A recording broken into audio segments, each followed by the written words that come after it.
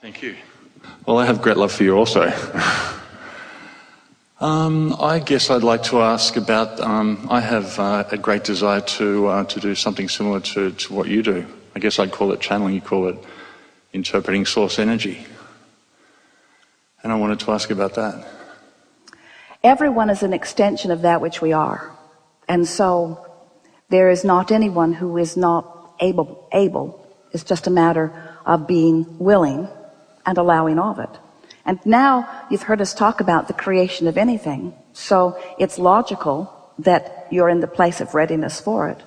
If it's something that you've put into your vortex, sometimes it's helpful to identify where you are vibrationally relative to something by asking yourself the question, why do I want this thing that I want? Not how will it come or when or where or who, but why do I want it? Why? Why do you want it? Why do you want to be an interpreter of source energy?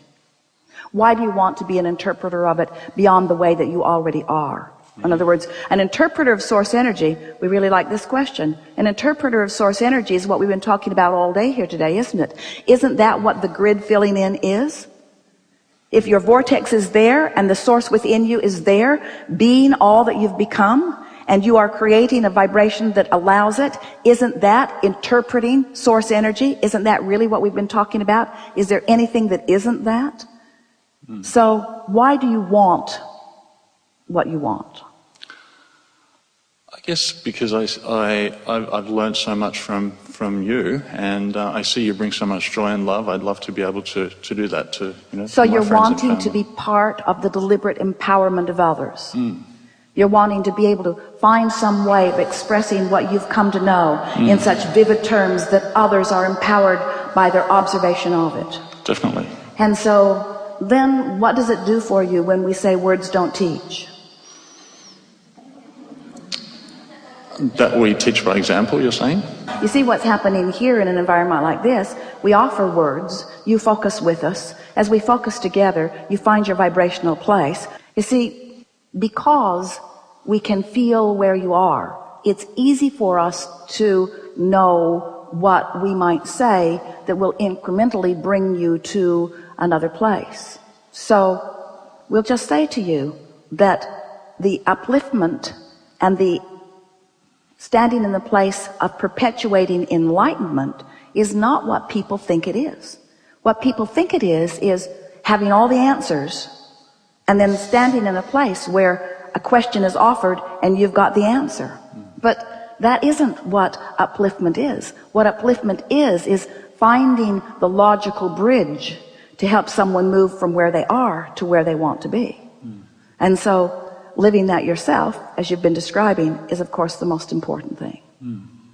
Esther said in the early days, because she was aware of other teachers who were teaching very different things, and she was aware of audiences that sometimes felt like deer caught in the headlights to her, that some of them were ready and some of them felt not ready. And in the early days they thought, well, they would have some gatherings. They had regular gatherings and people came every week or once a month. And then Jerry and Esther thought, well, maybe we should have some newcomers meetings and some old-timers meetings. And then they began to notice that everybody wanted to be at all of them because everybody is a newcomer and an old-timer at the same time. In other words, you are where you are, and it doesn't matter where you are. There's always a vibrational improvement for you, and when you accomplish it, you will have self-evidence about that movement, you see. So we don't want to give any of you the impression that there are right answers that we are wanting to explain to you, because your behaviors are for you to decide about. Our work with you is to help you to understand your vibrational nature. And once you understand those basic premises of your vibrational nature, your life will take care of everything else, because your life will inspire your desire. See? So we're happy that you want to be an interpreter of this. We wish that for all of you.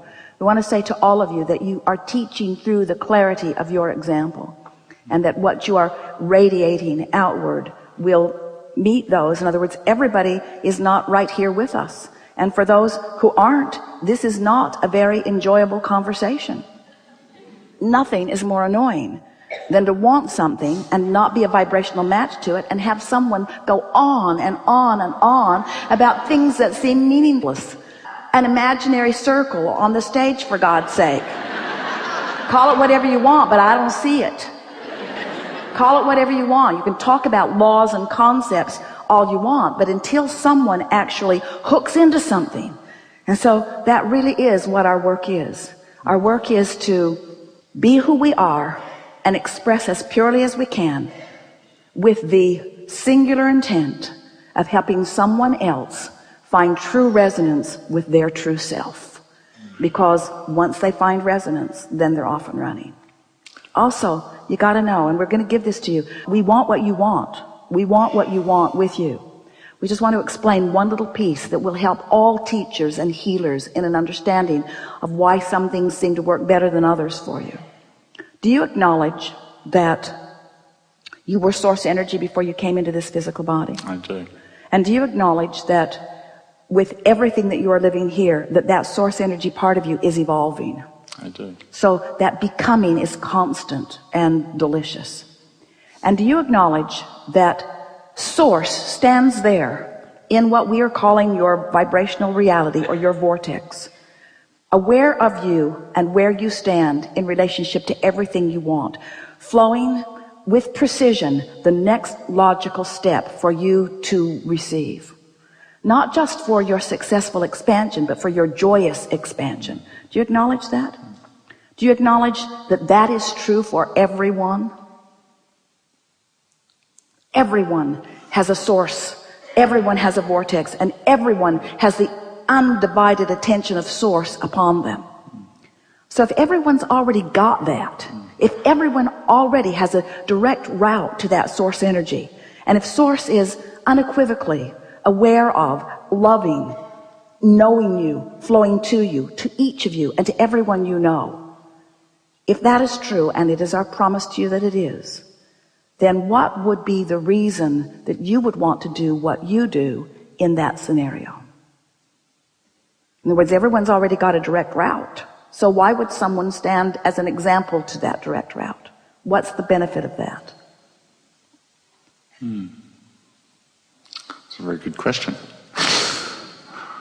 I guess obviously one which requires no answer. I do have, perhaps I could ask you another question if I may. What the answer to that is that because words don't teach, and sometimes a person has a strong desire and they're not in the vibrational vicinity of it, but as you are able to hold them as your object of attention, one who's connected to this stream is more powerful, or better said, more influential than millions who are not. So as you're holding someone as your object of attention, knowing the success that they seek, even though they're not currently living it, you light it up in a way that makes it more likely that they will catch a glimpse of it, you see. So the key to this upliftment is to find your own connection and practice it steadily. You cannot focus on the problems of the world and be a help in helping people to find solution, because the vibration of a problem and the vibration of a solution are completely different vibrations. Just like the vibration of a question and the vibration of an answer are completely different vibrations. So that's the thing that sort of gets out of alignment, out of whack with so many very well-meaning teachers, is that they're running around looking for somebody that needs a leg up. And in their attention to where they are, they're not of any advantage. In other words, you cannot be a physical human advantage to anyone unless you are in the frequency of that which they are reaching for in their vortex. You're just shining a light on who they really are and making it a higher probability that they will catch a glimpse of it, you see. When you hold someone as your object of attention, when you're tuned in to their success, they're much more likely to find it than if you are not.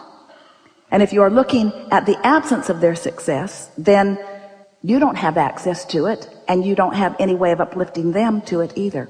You like that? Yeah. Powerful. Such a good thing to know. Your friends won't like that very well, though. When you are their mentor, they want you to be there for them. Be there for me. Well, I want to be there for you. I want to be where you really are. No, come over here where I am now. Come over here where I am now and support me. Give me what I need. And we say, If it's true, and it is, that you're already connected and the source is already looking, then as a teacher or a healer, then your work, your unequivocal, singular work, is to help everyone understand, or anyone understand, that they've got access to it, just like you do. And then you demonstrate through the clarity of your example, your alignment. That's it.